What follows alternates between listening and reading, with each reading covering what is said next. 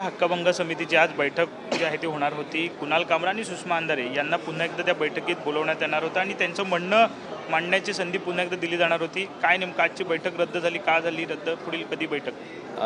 आमचे अध्यक्ष या हक्कभंग समितीचे अध्यक्ष माननीय प्रसाद लाडजी आहे. त्यांच्या घरी लग्न समारंभ असल्यामुळे मला वाटतं की ते आज येऊ शकले नाही आणि म्हणून त्यांनी ते ही आजची बैठक पुढे ढकलली आलेली आहे.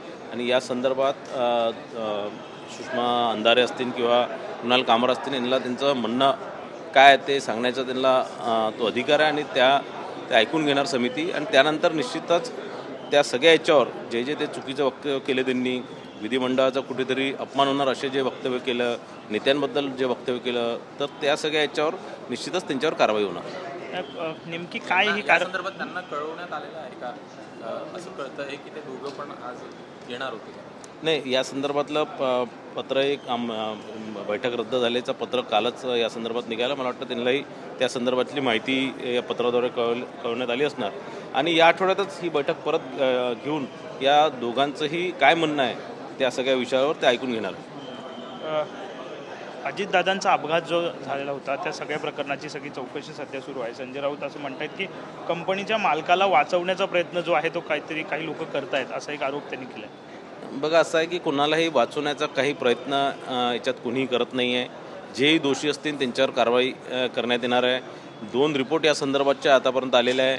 आणखीन याचं सखोल चौकशी सुरू आहे. दोन्ही रिपोर्टमध्ये पायलटच्या चुकीमुळे हा अपघात झाला असं स्पष्ट झालेलं आहे.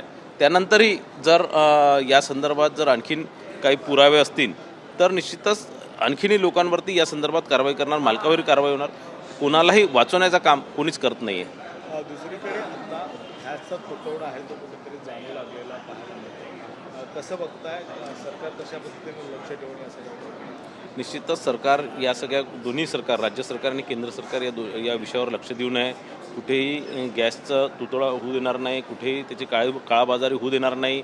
गॅस असणार, पेट्रोल असणार, डिझेल असणार, याचं कुठेही होऊ देणार नाही. पर्यायी मार्गांनी हे परत आणण्याचं प्रयत्न सुरू आहे ते.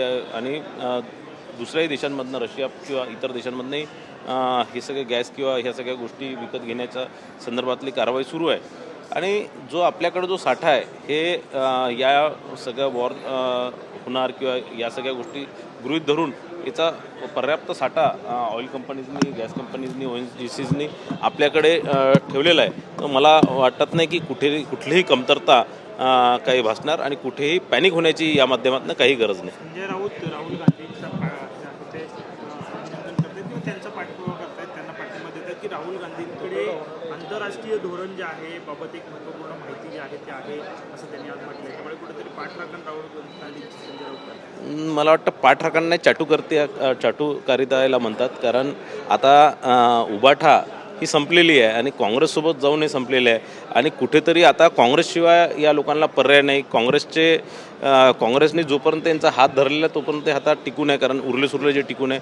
तर त्यांना काँग्रेससोबत जोडून घ्यायचं आहे, म्हणून राहुल गांधीची चाटुकारिता संजय राऊत करत आहे. दुसरा एक प्रश्न की अधिवेशन सुरू आहे परंतु विरोधक आंदोलन करताना दिसत नाही. अनेक मुद्दे सरकारच्या विरोधात पाहायला मिळत आहेत परंतु विरोधक मात्र शांत झाले आहेत. पहिलं अधिवेशन असं आहे की विरोधक शांत बऱ्या प्रमाणात पाहायला मिळत आहेत. विरोधक, मला असं वाटतं तिन्ही पक्ष आपसातच त्यांचे फार मोठे मतभेद आहे. आपसात भांडण्यात ते व्यस्त आहे. कुठेही जनतेचे विषय या सभागृहात किंवा सभागृहाच्या बाहेर मांडताना ते दिसत नाही. यशस्वीरित्या त्यांचं सगळं सुरू आहे. आणि मला असं वाटतं की ते आपसी भांडणामुळेच कुठेही आपलं एक विरोधी पक्षाचं प्रदर्शन ते करू शकत नाही.